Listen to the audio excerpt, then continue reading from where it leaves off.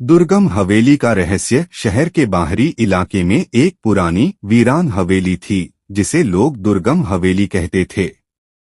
सालों से वहां कोई नहीं गया था क्योंकि हवेली के बारे में भयानक कहानियां मशहूर थीं। लोग कहते थे कि जो भी उस हवेली के भीतर गया वह कभी वापस नहीं आया।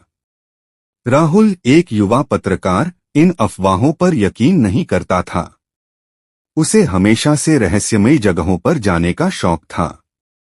एक दिन उसने तय किया कि वह हवेली के रहस्य को उजागर करेगा।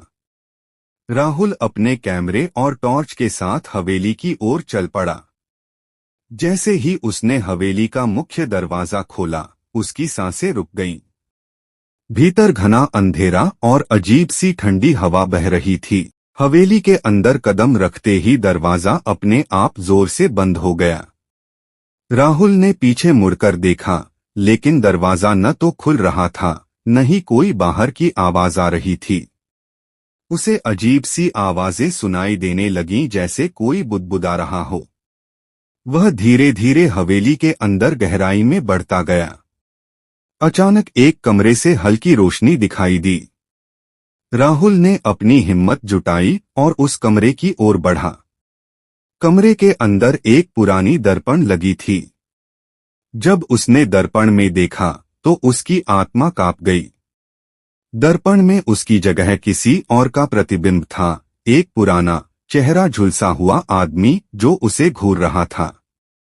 राहुल घबराकर पीछे हटा, लेकिन तब तक बहुत देर हो चुकी थी। हवेली की चारों दीवारें हिलने लगीं, जैसे वह पूरी हवेली जीवित हो गई हो।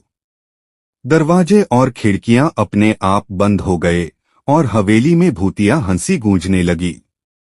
राहुल भागने की कोशिश करने लगा, लेकिन हर कदम पर कोई अदृश्य ताकत उसे खींच रही थी। उसने दौड़ते हुए ऊपर की मंजिल की ओर जाने की कोशिश की, लेकिन अचानक एक पुरानी, धुंधली तस्वीर दीवार से गिर गई। उस तस्वीर में वही आदमी था जिसे राहुल ने दर्पण में देखा था। तस्वीर के नीचे लिखा था, जो भी इस हवेली में प्रवेश करेगा वह इसका हिस्सा बन जाएगा। राहुल की घबराहट अब चरम पर थी। उसने चिल्लाते हुए दरवाजा तोड़ने की कोशिश की, लेकिन तभी उसे महसूस हुआ कि हवेली के दरवाजे और खिड़कियां जैसे किसी अदृश्य शक्ति से जकड़े हुए थे। उसकी टॉर्च अचानक बुझ गई और हवेली पूरी तरह अंधेरे में डूब गई। अंतिम चीख की आवाज हवेली में गूंज उठी। अगले दिन राहुल का कोई पता नहीं चला। लोग कहते हैं उस रात हवेली से फिर से वही बुदबुदाने की आवाजें आ रही थीं। और अब जो भी हवेली के पास से गुजरता है, उसे हवेली की खिड़कियों में से एक धुंधला चेहरा दिखता है, जो राहुल जैसा ही दिखाई देता है। वह चेहरा हवेली का हिस्सा बन चुका है।